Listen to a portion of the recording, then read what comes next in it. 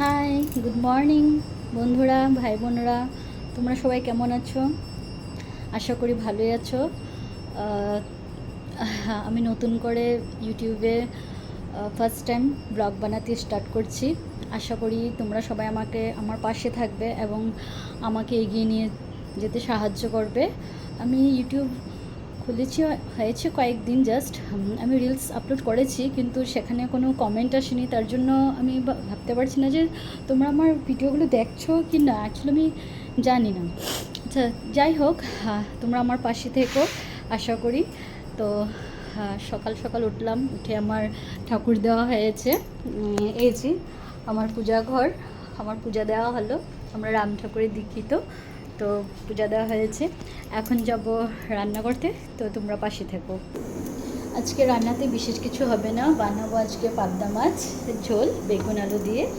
আর এটা আমি ছোটো মাছ খুবই খেতে পছন্দ করি, তো আমার পাপা মানে আমার শ্বশুর আমার জন্য নিয়ে নিয়েছে স্পেশালি, আমি খুব ভালোবাসি তার জন্য।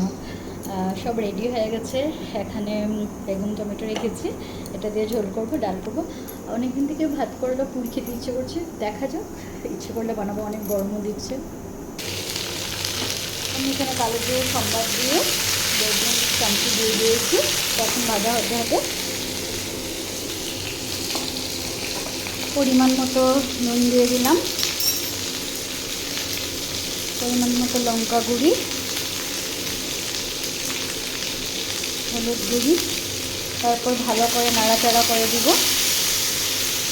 এই পর্যায়ে চুলার স্টিমটা কম করে দিব আর অল্পক্ষণের জন্য ঢাকা দিয়ে দিব। সবজিটা ভালো মতো সাতলানো হয়ে গেছে। আমি এখানে এখন একটু গরম জল দিয়ে দিয়েছি। এখন আমি এই ফিশগুলো আস্তে আস্তে করে এক একটা অ্যাড করে দেবো।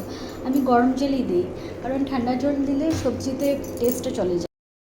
হাই, এখন আমি বানাবো এই ছোট মাছটা, যেটা তোমাদের সাথে বলেছিলাম। এখন এখানে আমি ঝোল দিয়ে দিয়েছি, দেখতেই পাচ্ছ সুন্দর মতো হচ্ছে।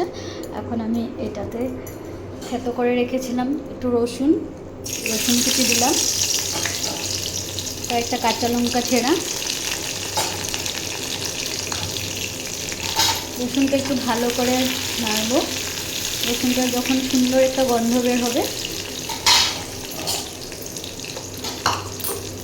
এর মধ্যে দিয়ে দেবো পেঁয়াজ কুচি।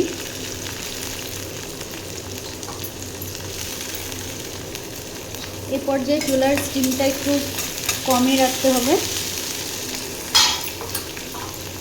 এর মধ্যে দিয়ে দেবো টমেটো। আমি টমেটো পেঁয়াজ বেশি করে দিলাম না, কারণ মাছটা খুবই ছোট, গলে যাবে, তার জন্য আমি সামান্য একটু সবজি দিয়ে বানাবো। এর মধ্যে দিয়ে দিলাম নুন, একটু লঙ্কা গুঁড়ি, যে যার মতন ঝাল খাওয়া সেই অনুযায়ী দিবে, একটু হলুদ গুঁড়ি,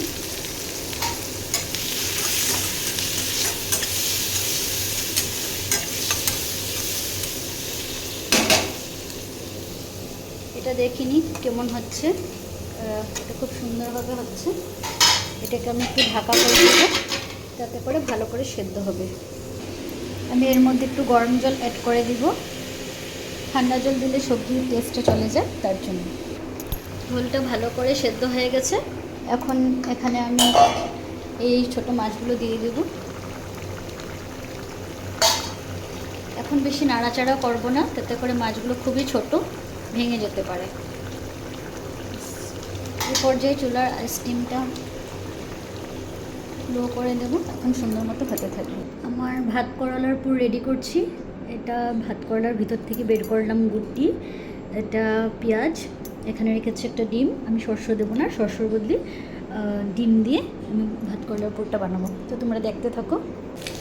ডিমটা আর পেঁয়াজটা দিয়ে দিলাম, তো ভালো করে ভেজে নেব।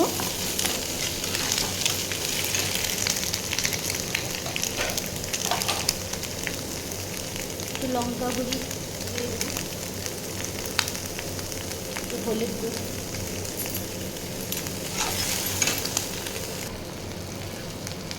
ভালো করে নেড়ে নেব।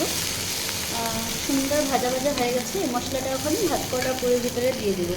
হাই বন্ধুরা, দেখতেই পাচ্ছ খুব সুন্দরভাবে আমার রেডি হয়ে গেছে পুর আর পুরের মশলা। এখন এখানের ভিতরে ভরে দেব। এখন এখানে আমি একটা ডো তৈরি করব। এখানে একটু বেসন দিয়ে দিলাম, একটু চালের গুঁড়ি দিলাম,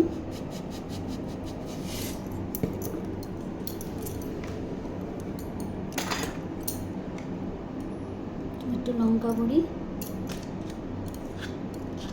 একটু হলুদ গুঁড়ি। এখন আমি জল দিয়ে সেটা ভালোভাবে মিক্স করে নেব।